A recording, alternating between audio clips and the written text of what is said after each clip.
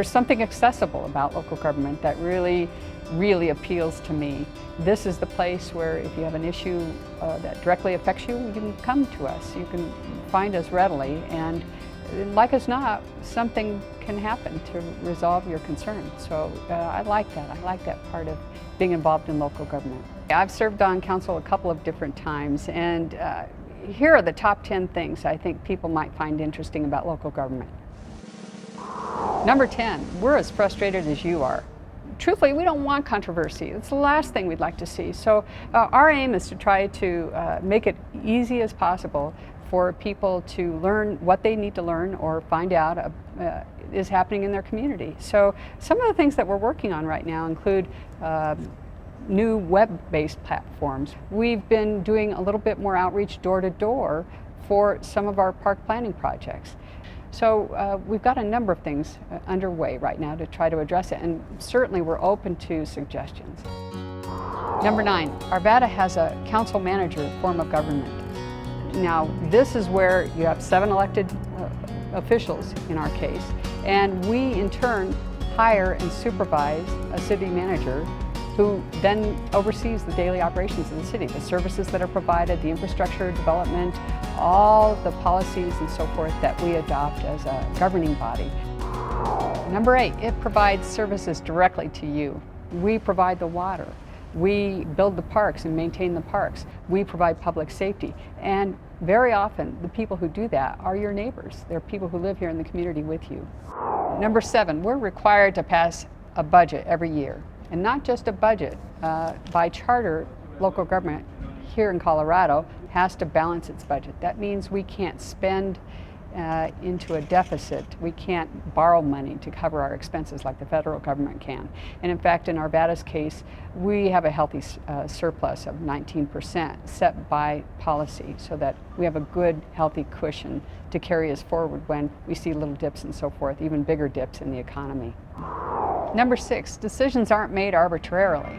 Very often, the decision making is structured and based on foundational documents. For example, plans, comprehensive plans, and zoning ordinances, things that relate to the decision at hand. It's a really methodical process that helps to assure accountability, fairness. It's open and transparent.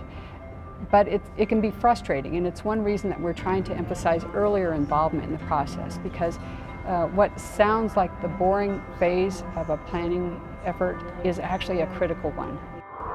Number 5, it's the best, most functional, least partisan level of government. By and large, people up here on the council dais just do what they think is right. It's refreshing to me. We don't get divided on partisan lines very often. And I think that the community appreciates that. Number 4, the vision thing. The kinds of things we do now and the things we plan for ripple through generations. You really get a sense as you serve that you're safeguarding your community's future. So an example is the Gold Line. And the Gold Line was an idea some of us worked on 20 years ago. Many people got involved, and 20 years later it's under construction. And that will have an enormous effect on the city's prospects going forward. Number 3, governments focus on density for good reasons.